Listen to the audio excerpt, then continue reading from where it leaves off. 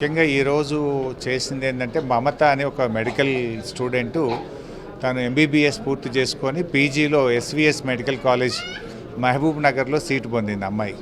అయితే సంవత్సరానికి 7 లక్షల ఫీజు ఉంది. 3 సంవత్సరాలు 21 లక్షల రూపాయలు ఫీజు కట్టాలి. కట్టేటువంటి ఆర్థిక స్తోమత లేదు. తన తండ్రి గారు దర్జీగా పనిచేస్తూ ఉన్నారు. ఈ నలుగురు అక్కా చెల్లెళ్ళు, నలుగురు కూడా డాక్టర్లే, నలుగురు ఎంబీబీఎస్ చదువుతూ ఉన్నారు. ఈ అమ్మాయి మొదటి అమ్మాయి ఎంబీబీఎస్ పూర్తి చేసుకొని పీజీ పొందింది. రెండవ అమ్మాయి ఎంబీబీఎస్ ఫైనల్ ఇయర్లో ఉంది.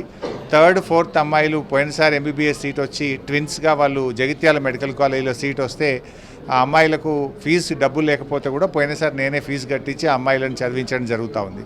అయితే ఈ అమ్మాయి నాకు పీజీ వచ్చిందని బాధపడుతుంటే ఆ అమ్మాయికి హాస్టల్ ఫీజు కోసం 1 లక్ష రూపాయలు నేను వ్యక్తిగతంగా ఆర్థిక సహాయం అందించి కాలేజ్ ఫీజు ఏదైతే 21 లక్షల రూపాయలు ఉందో సిద్దిపేటలోని నా ఇంటిని మరి యూనియన్ బ్యాంకులో మార్టిగేజ్ చేసి ఆ అమ్మాయికి 21 లక్షల రూపాయలు ఎడ్యుకేషన్ లోన్ను ఇప్పించడం జరిగింది.